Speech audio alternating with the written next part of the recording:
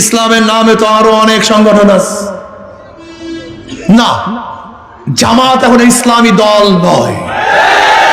আপনি দেখুন তাদের ইশতেহার। আমার জামাতের বাবারা, আমাদের জামাতের বন্ধুরা খুব ভালো মতো শুনেন। আপনাদের সৃষ্টি হয়েছিল সৎ লোকের শাসন চাই, আল্লাহর আইন চাই।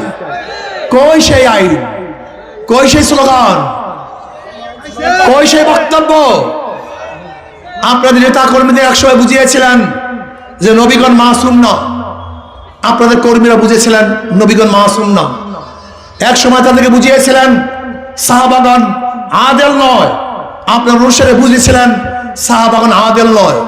এক সময় বলেছিলেন ইসলামের মধ্যে দাড়ি নাই, টুপি নাই, পায়জামা নাই, পাঞ্জাবি নাই। আপনার অনুসারে বুঝেছিলেন ইসলামের মধ্যে এগুলি কিচ্ছুই নাই।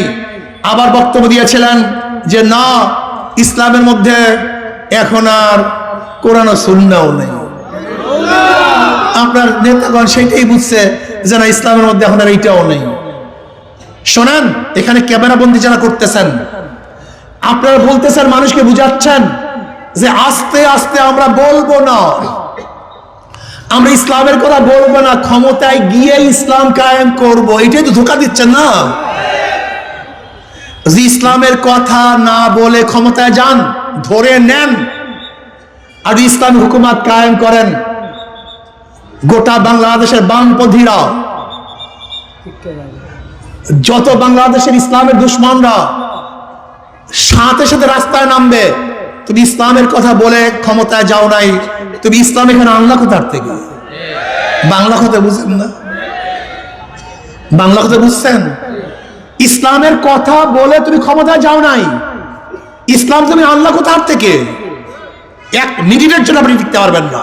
এগুলো সব ভুয়া, এগুলো সবই ধোঁকাবাজি, এগুলো কোনোদিন হতে পারে না।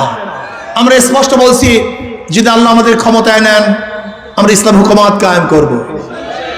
ইসলাম হুকুমত কায়েম যদি করি কি হবে? মুসলমান, হিন্দু, বৌদ্ধ, খ্রিস্টান, ধনী, গরিব, পুরুষ, মহিলা সবাই শান্তিতে বসবাস করতে পারবে। অনেকে আমাকে প্রশ্ন করে, হুজুর এবার আওয়ামী লীগ নাই, তাদের ভোট কে পাবে? আমি বললাম, দেখেন তাদের ভোট কে পাবে?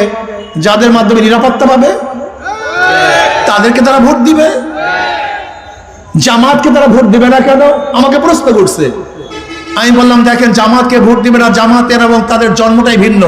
স্বাধীনতার পক্ষে, স্বাধীনতার বিপক্ষে। বিএনপিকে ভোট দেবে না কেন? বললাম, যত কেস কামারি, লুটপাট, চাঁদাবাজি সব বিএনপি করছে, কাজে তাদেরকে ভোট দেবে না। এখন আছে হাত পাতা, এই কথা কয় না। লুটপাটও করে না, কেসও দেয় না। স্বাধীনতার বিপক্ষে না, বরং পক্ষে। কাজী শান্তি পাওয়ার জন্য, মুক্তি পাওয়ার জন্য, জুলুম নির্যাতন থেকে বাঁচার জন্য যেখানে তারা নিজেকে নিরাপদ মনে করবে, তারা তাদেরকেই ভোট দিবে। আসুন আমরা ঐক্যবদ্ধভাবে একই সাথে এই রাষ্ট্রটাকে গড়ি, দেশ গড়ি।